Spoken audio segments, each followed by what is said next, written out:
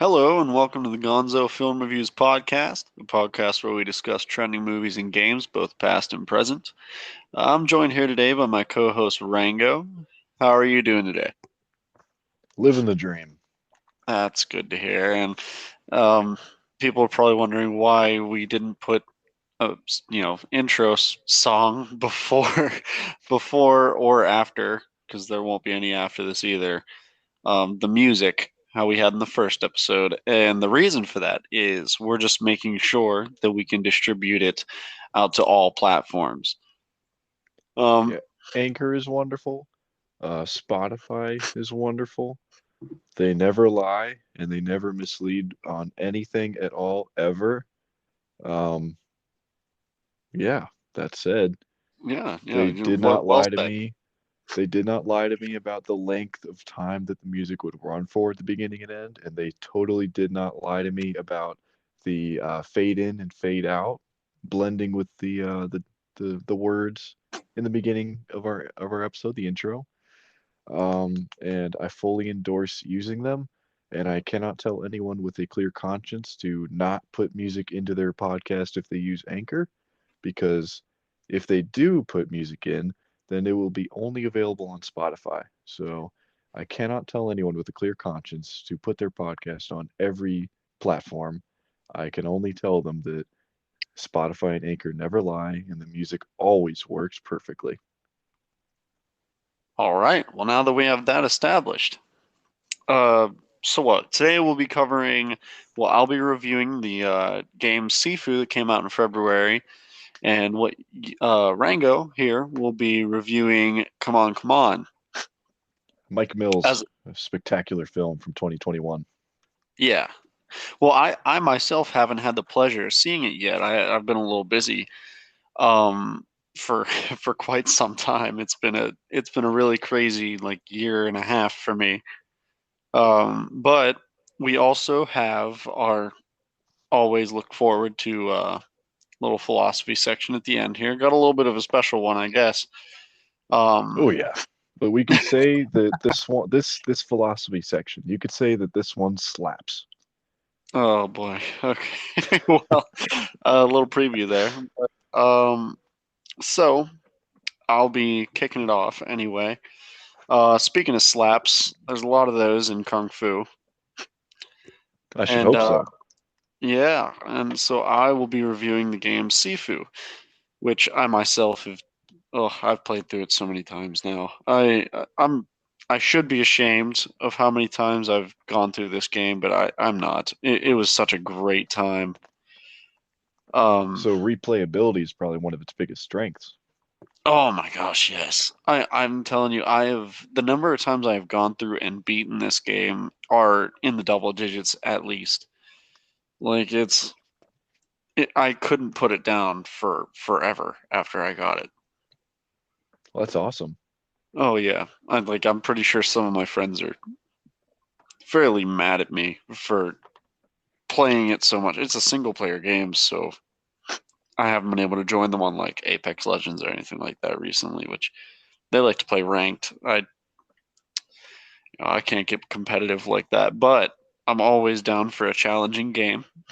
And the game's difficulty is definitely, I mean, it speaks for itself, but you have a very high level of adaptability, and the learning curve for the game is not that like hard at all. You just put in some time for it, and before you know it, you'll be unlocking skills you can use through the you know XP skill unlock system, which is really cool because you unlock new combos, all kinds of different things to help you when you're fighting and going through a level, which make life so much easier. It's just you gotta be willing to put in some time and really put effort into learning the behaviors of the AI in the game. Because once you do that, it's all about um, your combat technique as well. And there are a lot of different ways you can go about it. There's There's a skill upgrade that lets you use your environment. You can kick stools and stuff like that into enemies and knock them onto the ground. You can like swipe bottles off of counters, throwing them immediately instead of like having to pick it up and then throw it. Like there's your environment is your weapon in a lot of ways. Um, Not to mention the absolutely just beautiful takedowns and the realism in the like combat as well. Uh, because I guess in the behind the scenes that they have talked about actually on like media I've seen, they have ported over like actual kung fu like moves into the game. So Oh, it's not really? like How'd they do yeah. that? Well, they actually had a black belt in a motion capture suit whenever they made them. So That's he amazing. absolutely. So it's authentic and like the game itself, yes, it's a game. So of course there's going to be some level of, fiction in it. Like some things will probably feel a little impossible to do, but nothing like too crazy. Like you're not shooting fireballs out of your hands, you know? Um, they do have a good choice of weaponry. My personal favorite between everything is the baseball bat. But if you like good old fashioned, hand to hand, you never have to even really pick up a weapon. If there's a weapon on the ground and you have that environmental skill I mentioned before, you could even kick weapons off the ground into an enemy and stun them. Oh, that's cool. Do they have So, like, nunchucks and stuff? sadly, no nunchucks. But what they do have is they have a knife, a bow staff, a baseball bat, and as well as like little like glass bottles and whatnot you'll find around the map that you could pick up and throw. But there's just a lot of combat options. You could always like throw someone over a ledge or whatever, and there's a couple of like hidden things with the story that they don't always tell you, but that's really important because the story is for the most part all in the context. As long as you're paying attention through like the levels you're running through, and the more you play it, the more you'll see.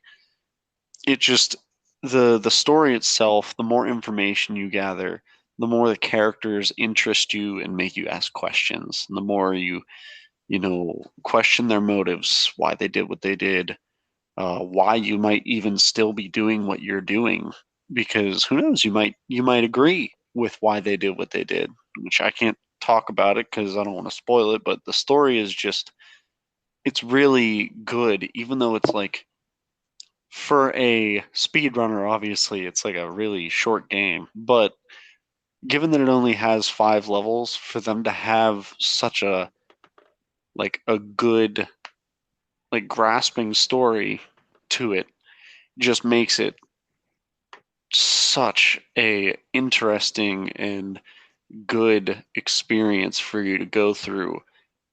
And the fact that, like you mentioned, like the replayability, the fact that you can keep going through it and picking up on little pieces you might have missed is just magnificent.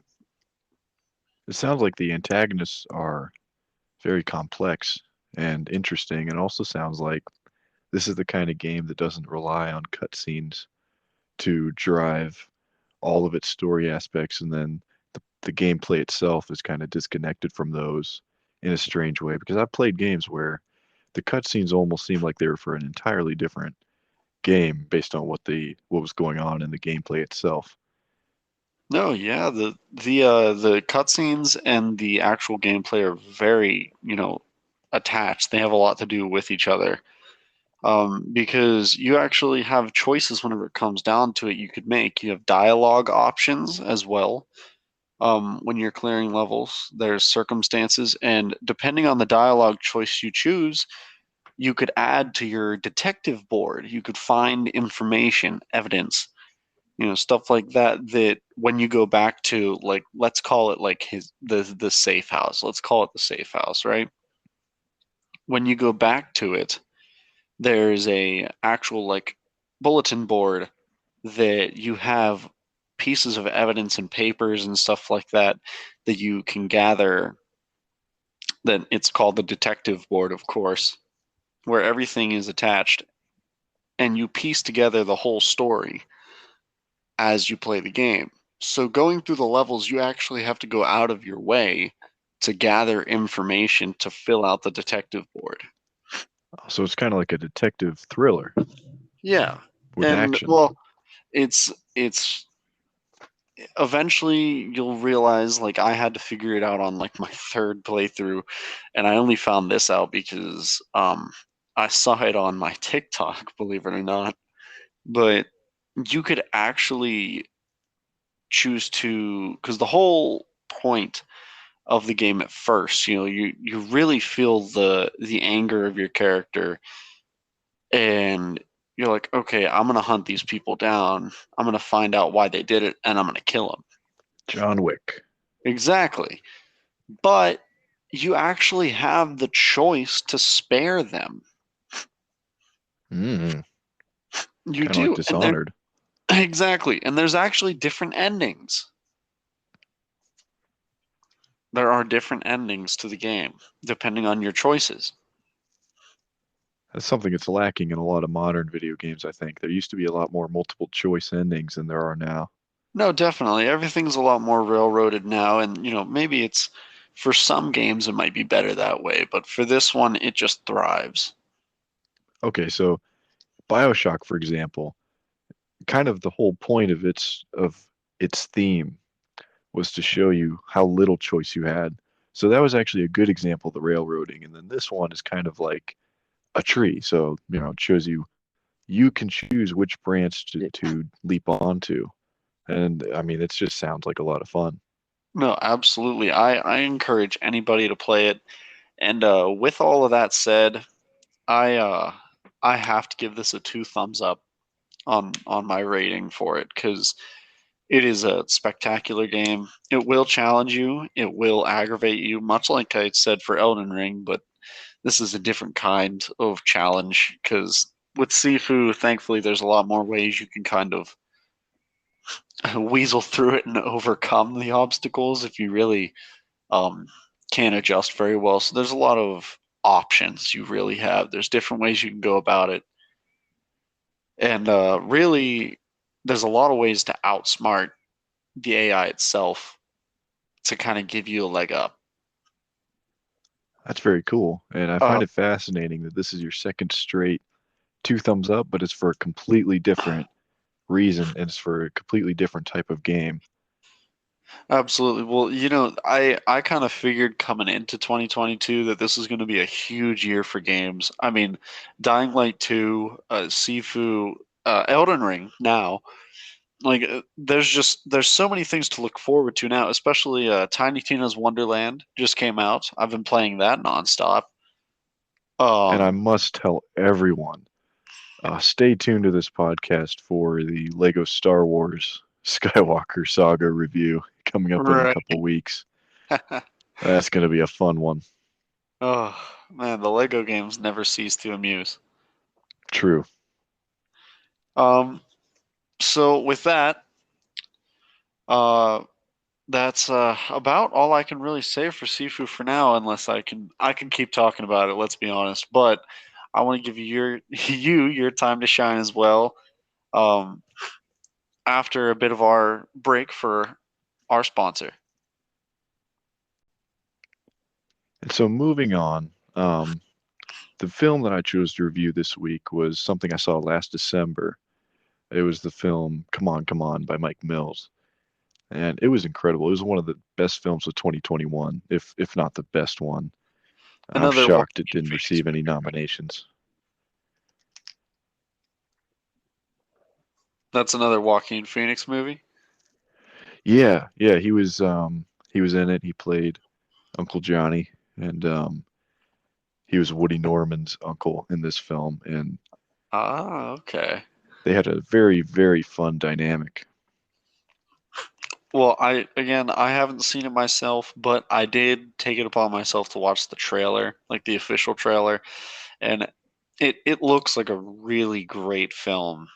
Which, I mean, it also kind of got me wondering, since you watched it, you might be able to kind of give me a better idea for it, since, it's kind of what we're here for, right? Of course, yeah. So, uh, since it's him and the, child actor, we have to think, is this like a film for all ages or, families? And if so, what makes you say that? I would say adhere to the rating. It is R. There are adult themes. There's not a lot of issues with it, honestly, but it does earn its R rating for some language. Things that aren't as bad as they used to be, honestly. Just a language and adult themes. Like there's a lot of mental issues discussed. Woody Norman's character's father in this one is going through a very hard time, and it's the issue that uproots his family, and the whole reason that he needs to go on a journey with his uncle is because his Huh, mom is taking care of his dad in the film. taking care of So business. yeah, Huh. Okay. So with that said, what kind of movie is it?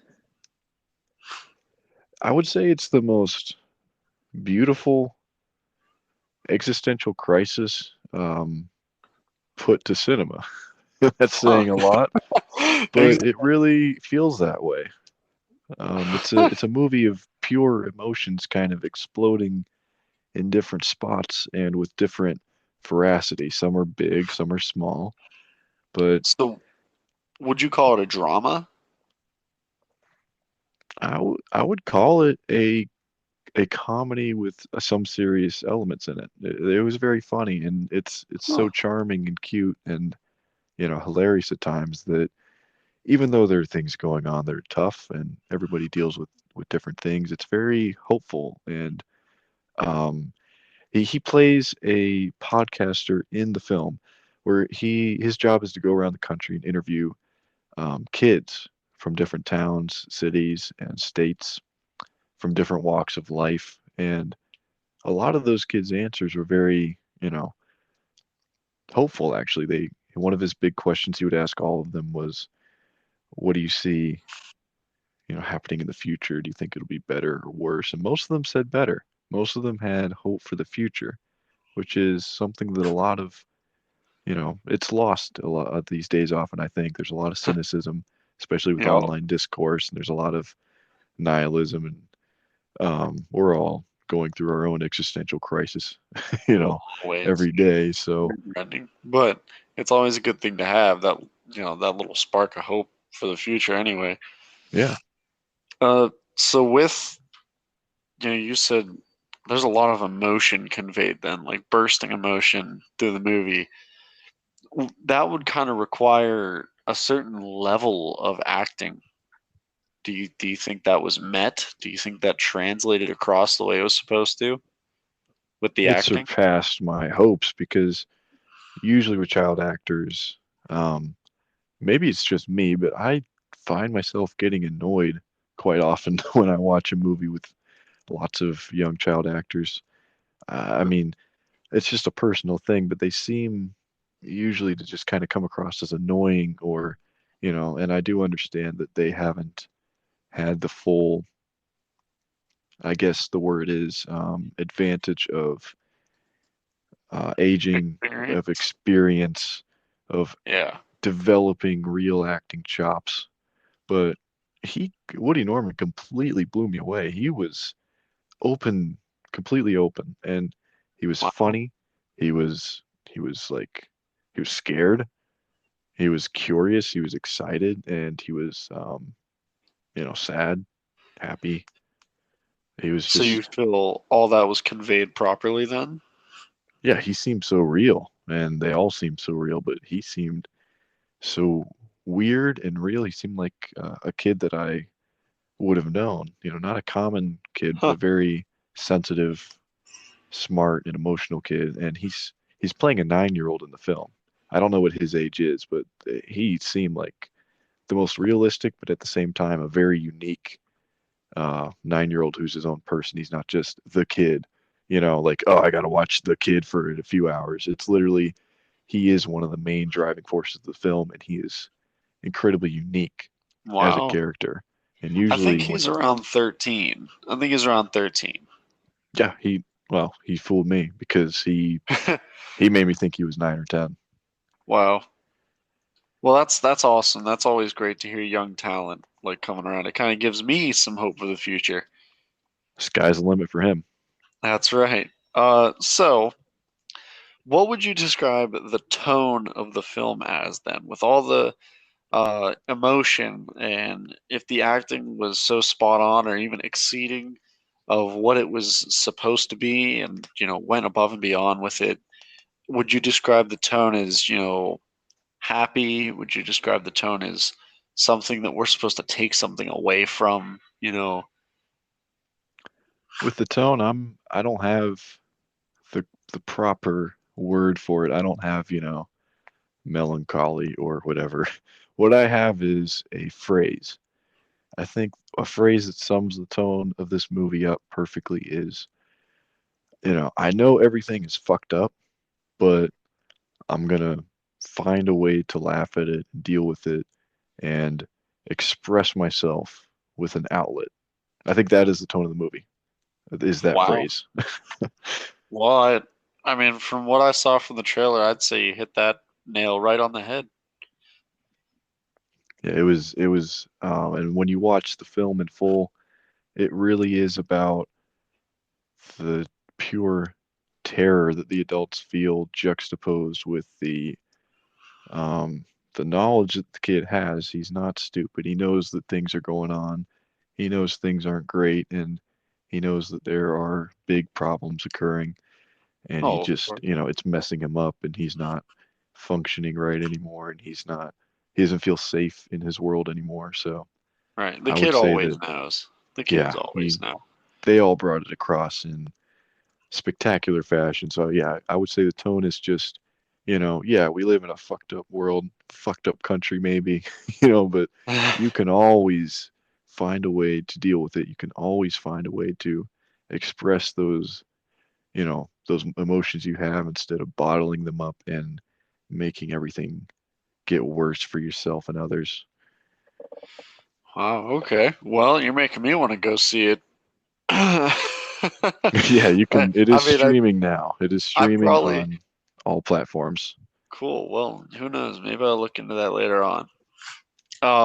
So the thing I really want to know most of all, I know we've kind of covered some really good stuff, but what I want to know most of all is, has the film influenced how you view parenthood at all? um, yeah, it was probably one of the most honest films I've ever seen about parenting ever because it is the sheer terror and the admission of I don't know what the hell I'm doing from both um, Johnny but and his sister, um, Woody Norman's mom. Yeah. She knows a little bit more what she's doing as a parent, obviously, but I mean, the thing with her husband going through crazy loops mentally and being in an institution and not getting the help he needs properly, it throws a wrench in her raising of the kid. Well, I And then can't imagine Johnny, it made it easier. yeah, here's a guy who doesn't have kids, never had a kid. He he's got to take care of his sister's kid, and it gets longer and longer. Originally, it's for a day, and then it turns into a week, and then it turns into like a couple weeks. It's like, oh, I got to take this kid around me. I got to interview these kids across the country. Like, I guess I'm bringing this my nephew It's a on lot these to take interviews. on. And yeah, so then you have a guy who's terrified, has no idea how to parenting this kid for weeks who's going through so much. He's not just gonna, be acceptant fully of Johnny's leadership, I guess you'd say, because he's going through a lot too. So it's a recipe for some of the most fun conflict you'll see because it's not, most films where this happens. the kid is such a brat that it just distracts you so much, and you're just sitting there going, "Oh man, just slap the kid," like because they're written so nasty, and you're like, "Oh, shut up." Yeah. But this one, he's just so charming and honest and justified in all of his outbursts. So it's just so beautiful to watch them play off each other. And it was only helped by the fact that he chose black and white for this film, and he chose the aspect ratio of 1.66, which is it's not as well known, but Stanley Kubrick used it very often. One of the most famous examples is Doctor Strangelove, or How I Learned to Live with the Bomb and Stop caring about it or stop fearing it, whatever the funny subtitle of that movie is. And Yeah. basically, this image it fills almost your entire screen, and the only parts that are cut off, instead of the black bars at top or bottom, there are very thin ones on the left and right side of the screen. So you almost have a Um, full 1.85 completely covering the screen image. You're nearly to that point. yeah. And he shows off, you know, LA, New York City, Louisiana. He shows off New Orleans, and he's given the entire screen to kind of like make a painting.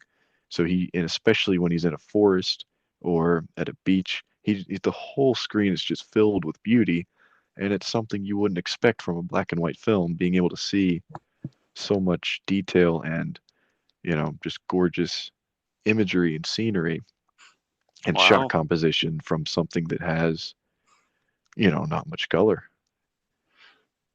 Well, I mean, it sounds like it was put in the hands of somebody who knows exactly what they're doing. Yeah, I haven't seen. I was strangely enough, I haven't really seen many of Mike Mills' films. He seems to do more smaller, independent, um, niche films. But this definitely makes me want to look into them and see if any of them are this good, because this one was amazing. Wow. Well, it definitely makes me want to go check it out. I'm sure some of our listeners will feel the same. I mean, it comes across that way even without our review. I mean, I hope we can help somebody out there to go out and enjoy this masterpiece of a film from the way you're describing it, and I hope they feel the exact same way as you do. Speaking of which, do you feel that somebody who goes out and sees this without knowing what they're walking into, do you feel like there's something big that they're going to take home with them afterward? Yeah, and without spoiling anything, I usually try to avoid doing that unless it's something that, everybody in the world has seen, like an Yeah, older film or whatever. But like a Marvel movie. yeah, Avatar, stuff like that, but Star Wars. But I would say yes, because I think the biggest thing they might take away is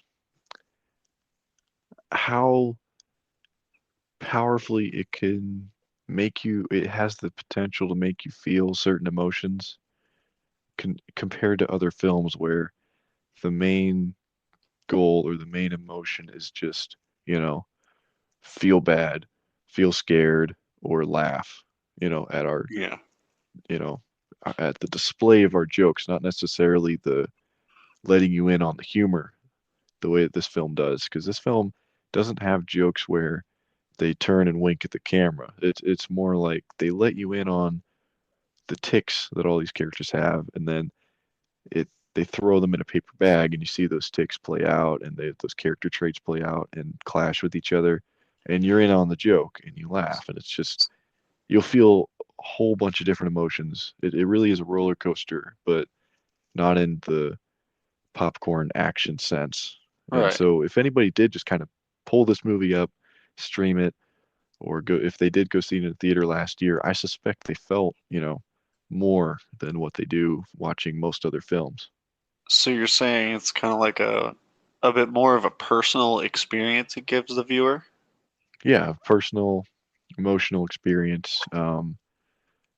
That's just it's elevated, I think. It's very rare. Wow, okay. And I Well, would give this two thumbs up easily. I mean, it's my second film in a row I've done that, but I've reviewed two bangers in a row. oh, well, So, absolutely. Yeah, no, these. these these two we've covered so far have both been just amazing with even other reviews, you know. Yeah, we're not alone. Our peers are are more than echoing a lot of our praise. Right. So at some point, we may have, you know, the opportunity to have fun debates here. So we pull up something, we find something, a film or a game that one of us loves, one of us didn't love as much. We can even have a fun, you know, hearty debate about it. Like, show me your evidence, show me yours, and we'll see. Let the Right. viewers decide. Yeah. All right. So you're giving that one two thumbs up? Yeah, I think Well, if we had more thumbs, I would put more thumbs up, but I only have two, so that's I'll do fair. that. Yeah. We only have two. Well, you only have two and I only have two. Altogether, we have about four, you know? Yeah, so I'll be interested to see what you think at some point when you do see it, and Oh, any well, viewers I who see definitely it. plan on seeing it now, and, hopefully I can take away such a personal enlightenment as you've described. Yeah, Um, and if any listeners they want to play Sifu or watch Come On, and if they want to tell us exactly what they thought, are we right, are we wrong, you can always hit us on Twitter. So at Gonzo Reviews, I'm on Twitter, and Cloud is on Twitter. You're on Twitter, so that's I am. Cloud1271. You can find us there, and you can tell us are we right or wrong. What did you like about it? Absolutely. Or what didn't you like about it? Honestly, you can talk Yeah, about whatever. I mean, we're all out here with different opinions. What I gave two thumbs up, somebody out there could give two thumbs down. But then again, we are just a humble reviews channel. yeah, yeah. I mean, I'm sure that at some point we will hear something along the lines of, you know, take those thumbs and put them somewhere else because that was a Probably. terrible movie or that was a terrible game. And But hey, we're just two guys with an opinion. opinions are like assholes. Everyone's got one. All right. Um, so on to the much look forward to philosophy section we hold for each episode. Yeah, this one is a looser version of our philosophy segment, but I think it's more like a morality section or a current events section. Well, I can tell you something about morality. All right, can you?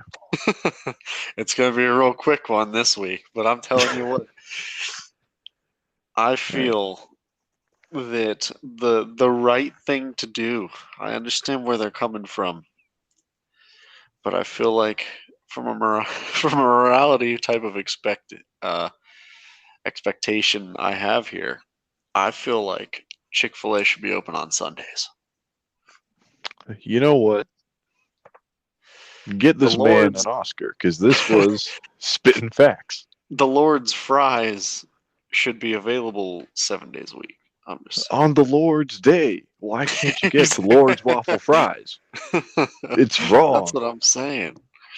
When the preacher finishes lecturing me and I want to go eat some sodium laced chicken and the Lord's waffle fries and the best sauce known to man. Right. Is that too much to ask for? I think not. Because we all know what these Chick fil A workers are doing on Sunday. They're going to KFC. Like, come on, the Colonel's open on Sundays.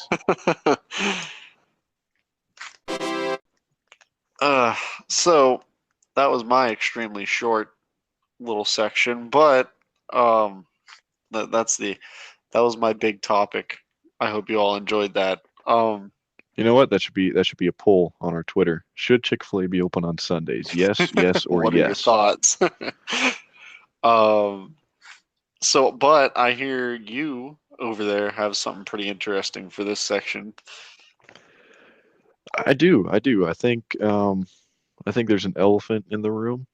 I think there's I an don't think it's elephant. just in the room. I No, think it's all over the internet. I think it's exited the room and gone everywhere else by now. The night of the Oscars, there were two elephants on stage. Um, and shockingly enough, one of them was not Amy Schumer. Yeah. Well, So, only one of them was very briefly on stage, actually.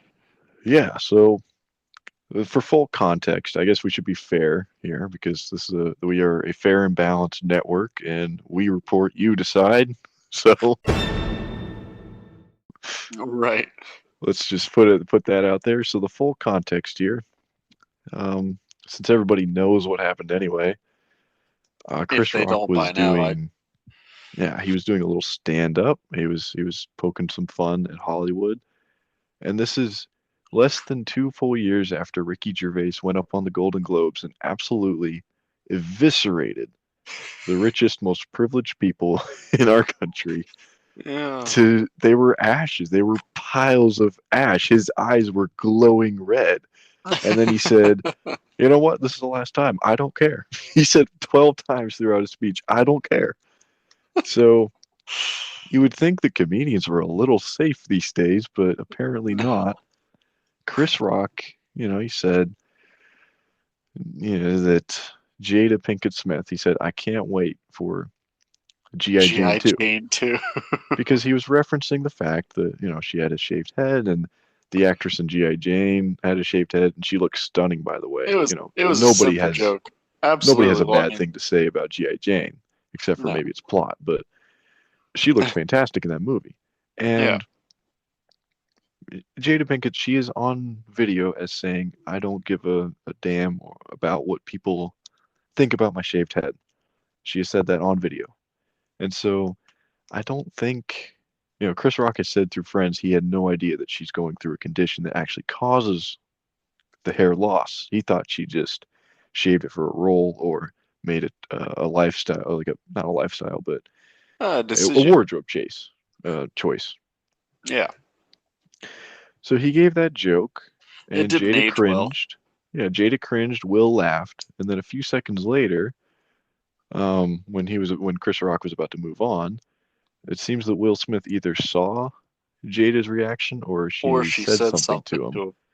because he gets up, strolls on stage, and then Chris Rock is laughing because he thinks that Will Smith is doing an unscripted bit. Like Yeah. so he's standing there laughing, but you can also see him kind of bracing because he knows that Will's not supposed to be there. He's like, Yeah. "What is going on?" And And then he sure gets enough, slapped in the face. yeah. And then promptly Will Smith walks right back to his seat and starts yelling at him. He starts Um, cussing at him to keep his wife's name out of his mouth, which is only slightly ironic because his wife is not yeah, staying out of everyone else's bed. yeah. It's Well, it's a strange situation to it's see the him. everything that's been going on with Will Smith and Jada has been a little um, blurry for the past couple of years. I can see why there's tension still there for Will. Also, I don't know. I think, granted, it could have been handled better. Uh, Chris Oh yeah, Rock, Chris Rock probably shouldn't have made the joke with everything that has happened with the two, but in the end, it was a joke, um, and it was harmless. I mean, he didn't come after her well being or anything. It was a joke. Will Smith probably shouldn't have slapped him, but I'm not really faulting Will for this one because we all saw he laughed at first, is the thing. And I'm thinking that was Will Smith himself. Like, he's the one who laughed. But over the last few years, I really feel like Jada has broken down his mental to the point where, like, when it comes to her, all she has to say is, like, this is why I did this. And he'll just snap into a perfect little soldier for her.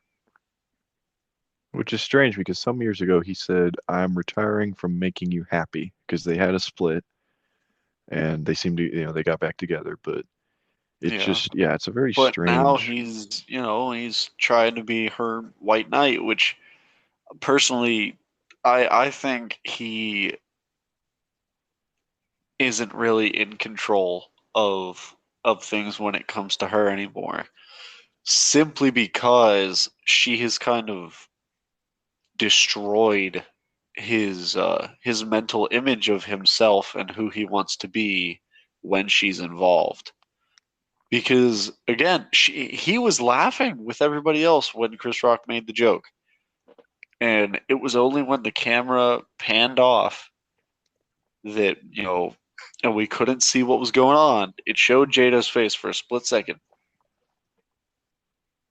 Yeah, and it panned off to Chris Rock, and all of a sudden Will's marching up there to smack him. So I would. I Yeah, and I would say though, I mean, he's fully responsible for his actions though, and I feel like the best way to handle this would have been to, you know, just make a motion or something like, just slash your hand across your neck, and be like, nah, that's not it, man. Something like that. Let it go, and then if you get the mic, which he did, he won Best Actor, and then all those he sleaze did. bags stood up and gave him a standing ovation after witnessing him assault someone over a joke. He had the mic. He could have said, I don't think it's right to put down rich millionaire women who lose their hair. He could have said something like that. Like, my wife is above criticism because, X amount of reasons, and he could have said that, but Yeah, no, he literally goes up and physically assaults a comedian for making one of the most harmless jokes I've heard this year. And it's just yeah, like, and even if you are having just a tough time or whatever, bro, sit down. Like, you're so lucky that wasn't Dwayne or Jason Momoa or Mike Tyson, even yeah. Denzel or Samuel L. Jackson. Could you imagine Well, I mean, storming the Samuel stage on Jackson. Samuel L. Jackson? Like, Jackson would have left 60% of Will Smith's like bodily fluids on the stage. Will Smith would have rolled off that stage as a grape. Like, he only did it because Chris Rock isn't the biggest dude. He's not the most well known for being a physical quick thinker or fighter or anything. I mean, he just He did handle it it very seemed. professionally, Oh yeah, yeah. Chris though. Rock knew the moment that his hand made contact with his face that his ticket sales for his comedy tour, which are going on now, Oh, they're about to explode. they sold more in the past 24 hours than they did the past 3 months combined. Yeah, it's crazy because everybody's gonna want to hear him talk about it. Yeah, and they're going to be and he's already taken the first step by being the bigger man and not pressing charges, which I would have pressed charges. Right.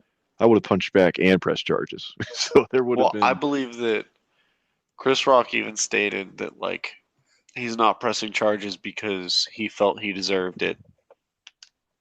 I haven't seen him say that, but I don't think there's any there's any joke that would justify physical Storming the assault as the stage. response.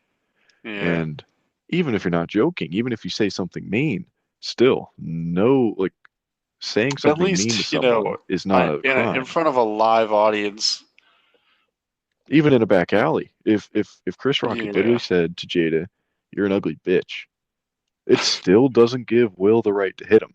It No. literally doesn't, because No. unless you're making a threat, um, or unless you're giving a torrent of nonstop abuse from someone who's walking away from you and you keep chasing them to harass them, unless you're doing harassment or threatening or physically threatening, you Yeah, do there not, was no there's no it excuse. was uncalled for, definitely.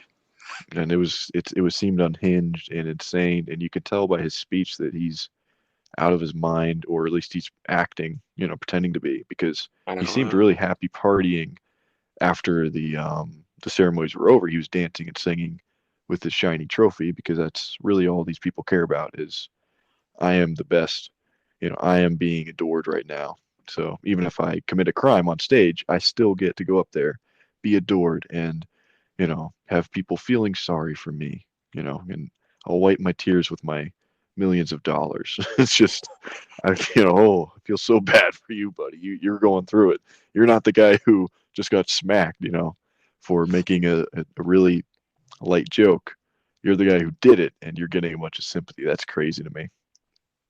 And Yeah, I don't know. it's equally crazy, or maybe even more crazy, that Amy Schumer didn't get beat the fuck up for saying that Jake Gyllenhaal and Maggie Gyllenhaal have incestual sex with Oh, each other. yeah, that That was that one of was a her quote little unquote jokes from the other night, and it's just, that you was a know, little far. Yeah, go those away. there's a certain line in comedy when it stops being funny and starts being cringy. It's just so gross. Like there are supposed to be kids watching. They had a bunch of songs from Encanto in the show, and you have Yeah. this mad cow going, "Oh well, these brother and sister fuck each other. Oh, this is fun, so funny." All she does is steal jokes from other people and talk about how nasty her crotch is. If you've watched her stand up, it's just, I haven't oh, you're so lucky. personally. I saw clips of it years ago, and it's just appalling. Well, sadly, it was kind of a mess of a night. Um, Yeah, and I think we should move past the elephant to talk about the actual show because that's really what I wanted to bring up yeah, was yeah. Tell you what, was the academy itself. yeah, I'll let you take the reins on this because I know you have a lot to say about it. I personally don't really like keep up or follow with the awards shows and stuff like that, but that's why I'm the game guy. I think you'll definitely have some room in here though. There are some interesting points that I think you'll be able to contribute to. I think you know some things. I You might. probably I know you a probably thing or feel two some about a things. thing or two. Yeah, so like the first thing I'm going to go through is, why is this even declined to the point where it's at now? Because I feel like there's a certain level of class that used to be in the show that just, I think the class left before the smack. I think that the environment created for something like that to happen, Are I you think it talking happened about? before. Are you talking about how it's kind of more of like a in words that I have heard? These aren't really my words, but like I'm friends with a lot of people that do keep up with this stuff, Hmm. and the words I've heard thrown around a lot is that it's become something of a like a political correctness pissing contest. It really has. I mean, most people in Hollywood are pretty openly far left wing in their political views, but at the same time, they're not really tolerant of people who aren't. So, you Yeah. won't find a lot of room for any, conservatives there. Which is Yeah. whatever. You can Uh, be whatever you want. You can dislike people's political beliefs. That's fine, but well, opinions. Kind of everybody has opinions. We have yeah. opinions. That's why we have a podcast. That's why we're doing this. We But have their opinions. exercise in it seems at this point like virtue signaling seems to be alienating not just the people they disagree with. It's alienating everybody who used to watch Yeah. this. So the centrists, the libertarians, for God's sake, they already got the conservatives hating them, but then they got the general audience to hate them too because they're just so, you know, waxing poetic about how great they are and how wonderful they are, and they really do seem to be valuing um, things that most people don't really care about, to be honest. Like the Yeah. average person in the country does not really think that women should be the majority of film directors being nominated for an Oscar before we've made progress towards equality in the country. I mean, the benchmark for equality for most people on Earth is not who's winning Oscars. They don't give a crap. All they want No. to see is the most deserving piece of cinema of a certain year win an award for whatever category it's in. They want to see the best cinema nominated each year. Yeah. And the Academy seems to be more interested in, what is the skin color of the people we're nominating and why? What is their sexual identity? What is their, what is all of these strange factors that most people don't give two hoots about. Well, yeah, and the thing is, I mean, your how you identify and where you come from shouldn't play such a huge part in your acting ability. Like the general outcome of the movie isn't based off of those things. you know, Yeah. like it's your acting talent is your acting talent, no matter you know who you are as a person, what you like, what you don't like. It doesn't matter in the scheme of film. And the vast majority of audiences have proved time and time again that if you just tell a good story, if you just present a great piece of art, a good piece of cinema, they don't care who's in it.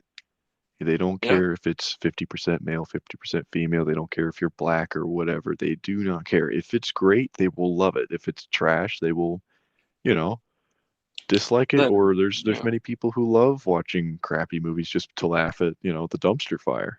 You know, this is true. I well, there's some value in people even everything. have like uh, some people's movie taste are specifically they enjoy bad movies. Like they openly acknowledge it's a bad movie, but they like it. Yeah, and it's just Like so if you just give us something, give the audiences something to experience and give them escapism, they will enjoy it. They will love it. They yeah, they will, and the best ones each year they want to see nominated. They want to see a shiny trophy given to, and then they want it over.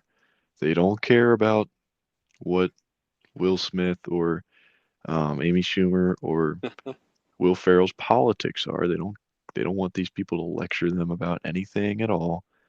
And as Gervais said in the 2020 Golden Globes perfectly, he said, "You know what? You guys know nothing about the real world. Most of you spent less time in school than Greta Thunberg. So if you win, thank your God, thank your agent, and just, get out of here.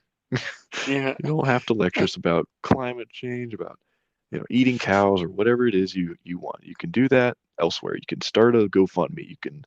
You can do a photo shoot or a commercial, but we just want to see cinema celebrated at the Oscars. That's all we're asking for. yeah. And It shouldn't be that much to do either. and the viewership has tumbled from an average of 40 million to an average of 10 million viewers over the course of 6 years. And, the Academy seems to have shifted all of that blame on the hosts. It's like Jimmy Kimmel, he's a terrible host. Yeah, but that's not the reason. That's not the only reason. It's because you guys No, spent yeah, so much effort trying to lecture everybody the whole show, trying to make political points. And even the people who agree with them have stopped tuning in and stopped caring because they're just like, even if I was far left or far right, I don't really identify politically at all personally, but even if I was on one of the extremes, it would be like eating a triple chocolate fudge brownie stuck into a triple chocolate fudge cookie stuffed into a triple chocolate cake with chocolate fudge poured on top. It's just too much of something you like, or even if too much of something you agree with, can feel yeah, like your face is tingling with sugar and you just need to take a nap and listen to somebody you don't like for a few minutes. yeah. You need a refresh. And the biggest issue out of all of this that comes out of it is snubs. That's the biggest issue, and it's the only reason people get angry. They don't get angry because you have a different gender identity. They don't get angry because black people are getting, nominated or winning. They're happy about that. They're angry about the snubs is when you take something that should have won and you give it to something else just because you think you're making a more politically correct choice. That's when Yeah, people get mad because it's just you know, because that you're definitely wrong. happens more often than you think. Yeah, and the Academy has always prided itself on slyly sticking the snubs in each year so that it's not telegraphed, so that everybody can't predict easily. But it's gotten absurd recently. Yeah, I don't know. I mean, what even is the point of unpredictability in that type of setting anyway? It's not a game show. You know what I mean? I Very mean, true. if it's supposed to represent like, oh, these people are getting something they worked hard for and deserve. Like that's what it should be, and that's what it used to be, at least from what I've gathered. And it just doesn't seem that way anymore. They're trying to make it into a like, oh, what's behind door number two? You know, it's not. There's an element of mystery to it because there are choices, but I don't think it's supposed to go beyond that. Yeah. If everybody knows, like, oh, like if Batman, like the Batman start like ends up being the best movie of 2022 by far, and everyone knows it. You know, like if everybody collectively was like, you know, Pattinson is going to get an award for this movie, and you know the numbers show it, and everything supports that, and then all of a sudden they just pull the rug out from underneath of them just to make it an element of surprise. That's kind of a kick in the head to everybody because you know they deserve that award. You know, like Yeah. Yeah. And the biggest handicap that the Oscars always had was that this is kind of a subjective industry. You can't prove beyond dispute that a film is better than another one. It's so hard to do because it's so subjective because it's art. But there are some obvious examples, though. There are movies that I would argue they come from a certain corporate factory. So like most Disney movies, they're kind of printed like a printing press in a way to try and attract the most large and simple audience that they possibly can so that they can make the most money. uh-huh. And there are a lot of other studios, mostly independent ones, that dedicate resources to make something that is really challenging. And every Scorsese film, for example, he never goes into this thinking, how much money is this going to make at the box office? He goes in thinking, can I top my last film? Can I top Francis Ford Coppola's films? Can I top, The Godfather? Can I top anything that Tarantino made? Like, they come in it from an artistic point of view, and they come in it from a point of view of trying to push the art form forward and find things that have never been done before, so that they can expand it. Because this would have been nothing if the first crazy crackheads had not grabbed the earliest versions of a camera and filmed a train going by, and Right. we wouldn't have had this without Buster Keaton and it's Charlie Chaplin. So it's just like, what can I do to evolve film and cinema? And uh, so people, like, they've always had this handicap of subjectivism. So if they did snub somebody, can you really pull up a chart or a PowerPoint and say this is where they're wrong without it being opinions? But I feel like they had kind of safeguards against that in a way where they would try harder. Basically, they would just no, try harder. yeah. They would try to put their finger on the pulse of the critics and the audience, and then they would kind of, they would have those reactions in each of their hands, and then they would turn around, talk to their fellow members, and vote. But now I feel Right. like they are scared of online outrage. They're scared of having another hashtag like Oscar so white, oh my god, like, so they don't. So they're terrified of not, having a diverse enough list. And so instead of picking things, I would argue in 2019 Joker, it was nominated for like 11 and it won two or three. And that's Yeah, just and that crazy. was such a fantastic movie.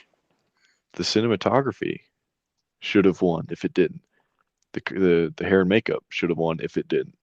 I know it Right. won for best score. She deserved that. She made the most beautiful score. Oh Um, yeah. I don't know how to pronounce her name, but I know the first name is Hilder. Hilder something. It's a foreign name, but it's beautiful. Google her.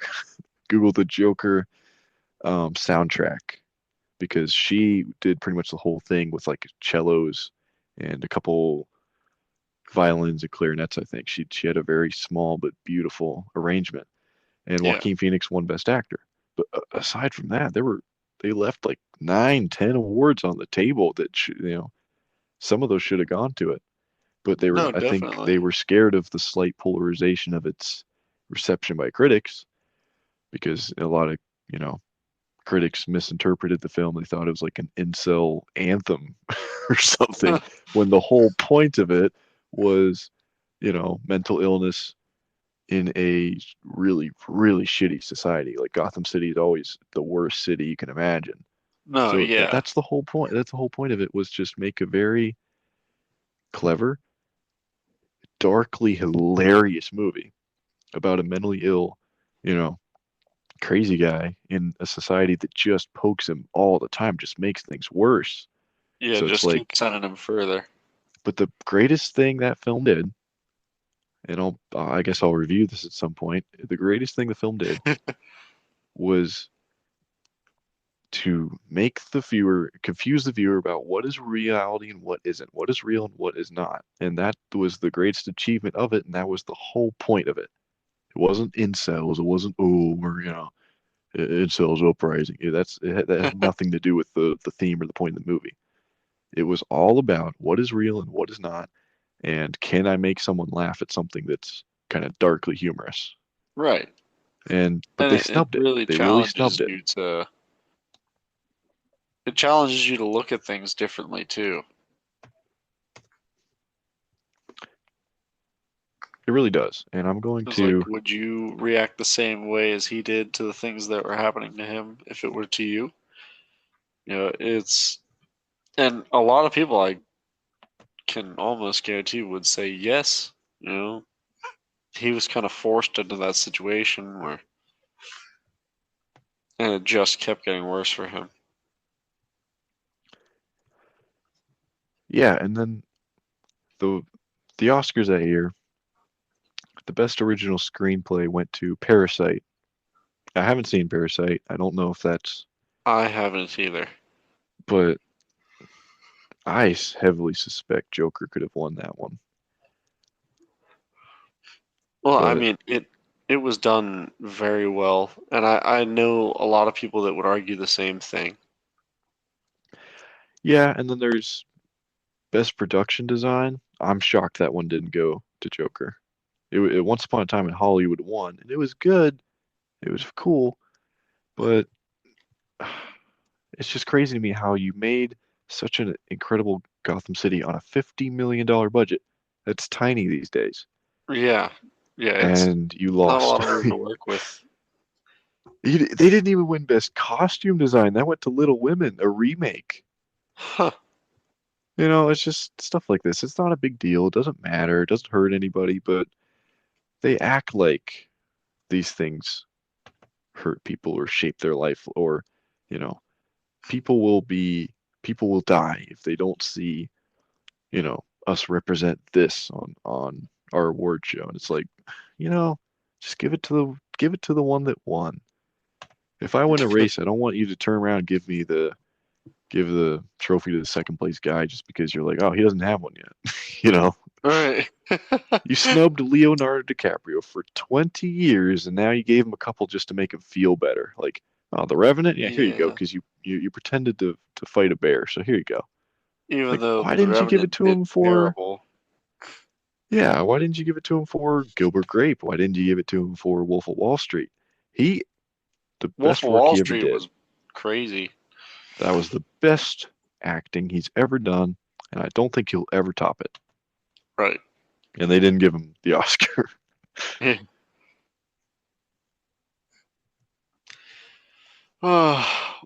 Well, anything else you want to add for that?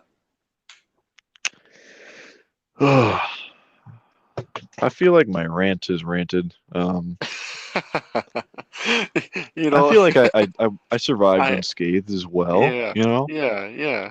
It's I didn't probably approach this from a Ben Shapiro point of view where he's just like, see those people?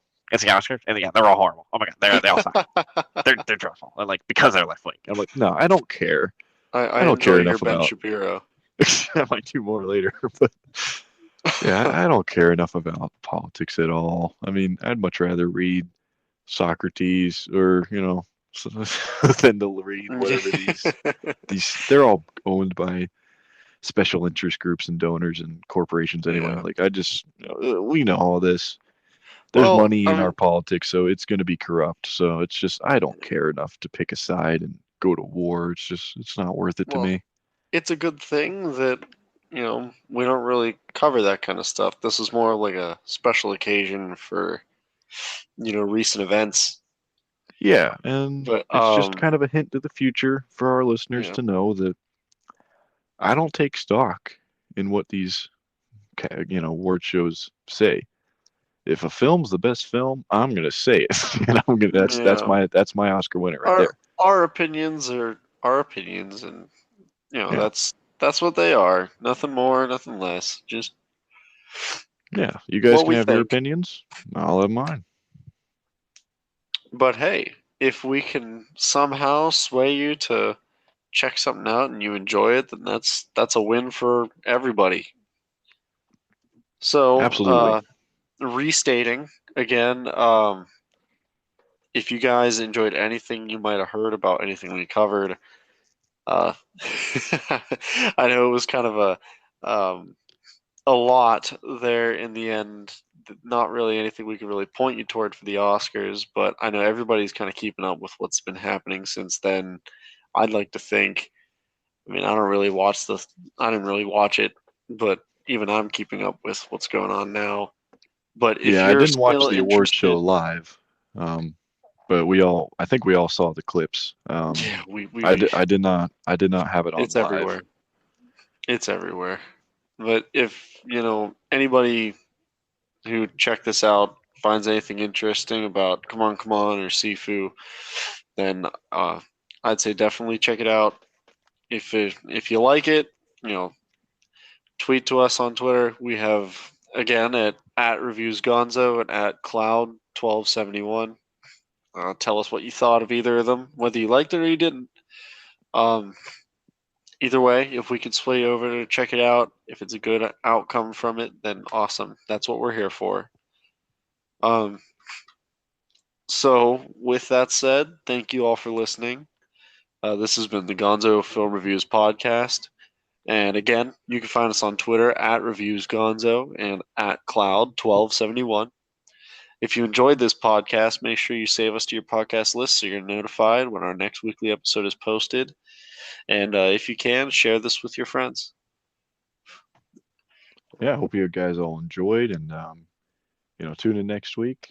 Keep tuning in whenever you see episodes posted. Turn on notifications. And yeah, we'll have much more fun things to talk about every week. I'm sure that this industry much never leaves many dull moments. Right. And well, so in the words of Robert De Niro, that's life.